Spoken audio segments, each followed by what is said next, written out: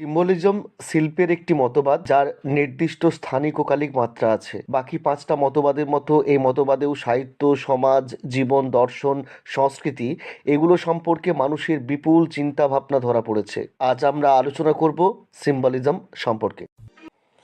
তবে সিম্বলিজম সম্পর্কে মূল আলোচনায় যাওয়ার আগে সিম্বল শব্দটি সম্পর্কে কিছু কথা বলে নেওয়া প্রয়োজন। কারণ এই সিম্বলকে বাদ দিয়ে সিম্বলিজমের আলোচনা সম্ভব নয়। সিম্বলের বাংলা পরিভাষা প্রতীক। গ্রিক সিম্বলন থেকে সিম্বল শব্দটা এসেছে। সিম্বলনের অর্থ মার্ক, এমব্লেম, টোকেন অথবা সাইন। আমাদের প্রচলিত কোনো শব্দকে বা কোনো বস্তুকে যখন কবিরা সচেতনভাবে ভিন্ন ভিন্ন অনুষঙ্গে ব্যবহার করেন নিজ নিজ মর্জি অনুযায়ী, আর তখনই সেই নির্দিষ্ট ধ্বনি প্রতীকের মধ্য দিয়ে আমরা যা বোঝার তার চাইতেও অনেক বেশি কিছু বা অন্য কিছু বুঝতে থাকি কবিরই হাত ধরে। তবে এই প্রতীকের ব্যবহার সাহিত্যে নতুন নয়, দীর্ঘদিনের। এই ব্যবহার যখন একটা নির্দিষ্ট স্থানকালের গণ্ডিতে এসে একদল তরুণের হাতে চর্চায় অভ্যেসে পরিণত হলো, তখন থেকেই তৈরি হলো একটি বিশেষ ব্যাখ্যা, নজর, মতবাদ। প্রতীককে ঘিরে এই মতবাদই হলো প্রতীকবাদ বা সিম্বলিজম।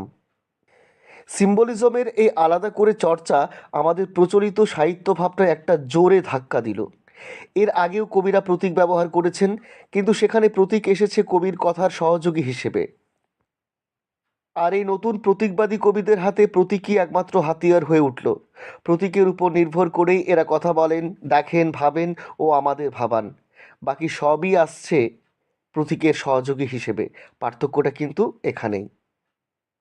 19 শতকের একদম শেষের দিকে প্রতীকবাদী আন্দোলন ফ্রান্সে একটা গুরুত্বপূর্ণ কাব্য আন্দোলন হিসেবে আত্মপ্রকাশ করেছিল। 1757 খ্রিস্টাব্দে প্রকাশিত হলো বোদলেয়ারের লেস ফ্লোটস দ্য মল। বইটি প্রকাশিত হওয়ার সঙ্গে সঙ্গে বেশ হইচই পড়ে যায়।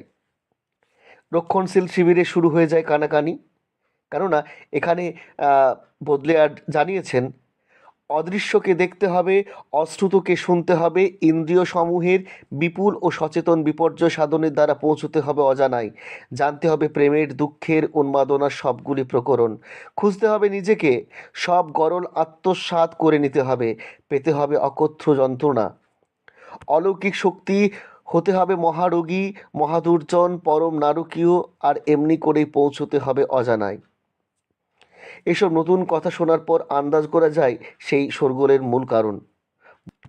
বোদলেয়ার তাঁর বিখ্যাত কবিতা প্রতিসঙ্গে প্রথম প্রতীকের প্রসঙ্গ উত্থাপন করেছেন।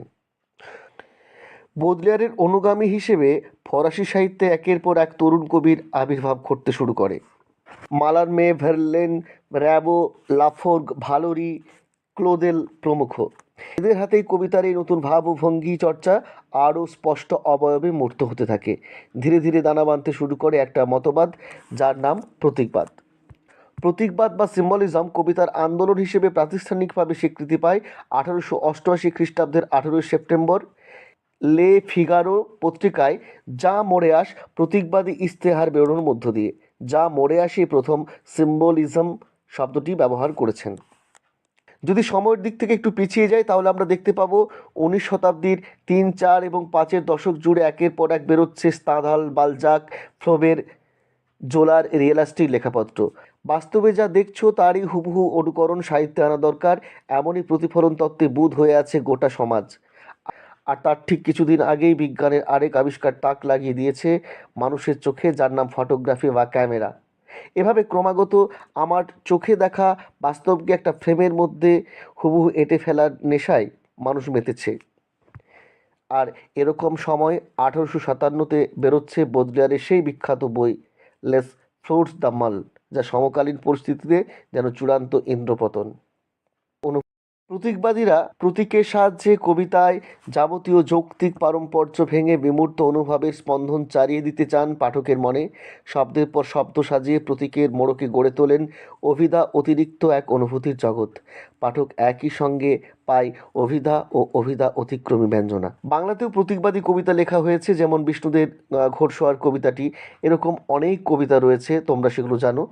আশা করি তোমরা বুঝতে পেরেছো। প্রত্যেকে ভালো থেকো, সুস্থ ও সুন্দর থেকো। আপাতত টাটা।